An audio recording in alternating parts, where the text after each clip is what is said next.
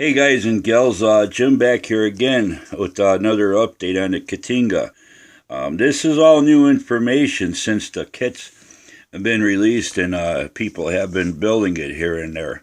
If you go to collectormodeler.com, go on their homepage, they got some new release information from round two and stuff as far as kits, different type of garage accessories for model cars and that.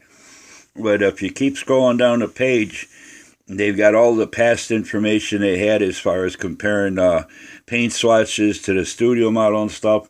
They've added quite a bit since the model's been released. That's where too the callouts on the color callouts on the box aren't necessarily what they originally thought they should be. And to tell you the truth, the most accurate color callouts that they gave was way back when they a few years back when they repopped the 1/537 scale. I forgot what the two greens, but one was kind of like a pale green. Another one was like a kind of like a drab. I think it was like a German or Russian type of green and stuff. A real pale, real pale, almost like a light leafy green. And that's why I painted up that model when I built it, and it actually was the closest color callouts that you could find and everything, the most accurate to the studio model. But this is some new information. I'm just going to scroll down. I'm just filming some pages off my tablet here. But these are some other issues that I was calling out as far as the colors on the box aren't what you see on the model, on the studio model. I know it's under different lighting, things look different and stuff, but they're starting to come up with some more accurate colors, even as far as the bulkhead on the main body and stuff, and the colors on the nacelles. There's a good shot right there. That's probably the closest accurate greens, and that's the way I painted my 537 K'tinga and stuff way back when I built it and all that. So. But there's a lot of new information, updated information and stuff, and there's some more different shades of colors and stuff, and, you know, like I said, they're nowhere near some of the colors that they've got the callouts on the box and everything. So then they just give you a bunch of studio photos of the studio model. There's a shot while it was being painted and all that, so you know, not that I'm trying to say that I'm correct or anything, but there's a good shot of the model right there, the studio model. The two different, it's almost like it's just two different shades of green and not really three. And then there's some darker panels like on the sides of the head, places like that, the neck, and different areas that might be a little bit darker, like just to highlight some different areas. But this is a real good photo right here of the studio model, and that's probably what I'm going to go with because I plan on getting back to that anytime. And there's even some new discrepancies now as far as all this being tan or a mauve color, that it's more of a gray color, which that's why I originally did my 537 scale K'tinga also.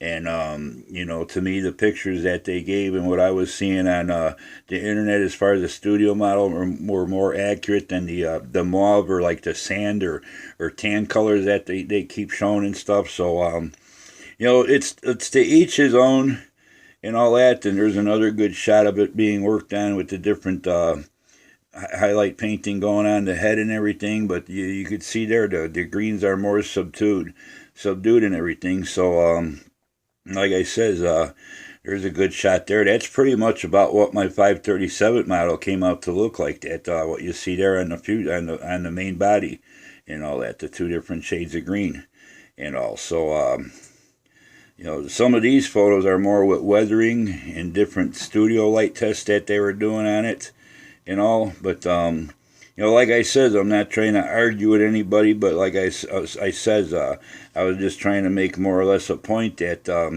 the box color callouts, I mean, they don't even, the Tamiya colors don't even match what you see on the box and stuff. So, you know, like I said, it's up to there. That's pretty much what my 537 scale looked like right there.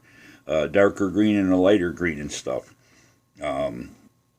but they weren't those all those three different contrasting colors. To me, that makes it look more like a toy than it does the studio model with those with that real light green. It's like it's almost like so light that it takes away from the darker greens and everything. But this is there's a lot of new updated information that they're giving more information now because they know a lot of people are going to be painting it different ways, and they're still doing studies with the Smithsonian. They got records. They don't have the model because that was sold at Christie's to individual, but they're doing more studies on different colors that they're coming up with, and they've been doing more research now than they did before they released the kit. So it's like I said, it's up to the modeler. I've seen some that look pretty good. I've seen some that were painted up just like the box, and they to me they don't look pleasing to the eye. They don't look there's too much contrast. They should be more different blended greens than contrasting greens and stuff. To me, like I said, it makes it look more toy-like than it does the real studio model version and stuff. And these are some good ideas of some greens here. This was probably close to the lighter color here, and this was probably closer to the darker color, maybe perhaps that one. But the box callouts are way, like I says, I found discrepancies as soon as I saw the box art and stuff. Now the photos of the actual model on the box, like on the top of the box and the sides, not so much the sides because those are different. Those aren't correct color callouts. That's the contrasting. But the front of the box, the cover of the model kit box, that looks real good that way. And that wasn't painted up like the panels on the side of the box that gives you the color callouts either. So I just thought I'd share this information because there was a lot of guys that were kind of finding me to be a little off on my remarks and comments and stuff. But the more information they're picking up, the more you're seeing, what the model really looked like and stuff. And this is just under two different lighting situations and stuff like that. So I just thought I'd bring this up because it is helpful information. And like I said, I'm still doing paint samples, little paint swatches on a styrene sheet to get the colors that I want. That's going to look appealing to me.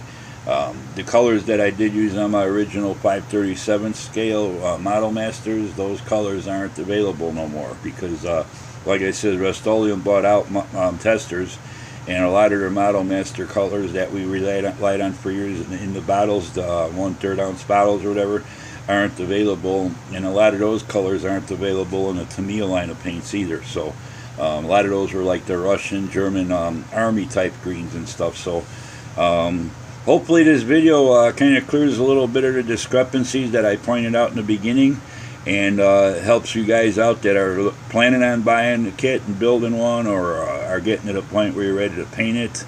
I know I'll be posting my video to model once it's finished painting. All I need to do is lay the paint on. It's already primed with my base coat and stuff, so I'm gonna go from there. But I just thought that I'd bring this, and this is all on collectormodeler.com too. So just go to www.collectormodel.com, and you scroll down the page, and you'll come across all this stuff as I did. So till the next time, again, thanks to all my subscribers, thanks to everybody that's hitting the like button, thanks to all the great comments you guys been leaving me, and anybody got any questions, feel free to contact me at my email if you don't want to leave something in the comments, and we can go from there. So till the next time, you guys all take care, have a good one, happy modeling, and we'll be talking to you. Bye.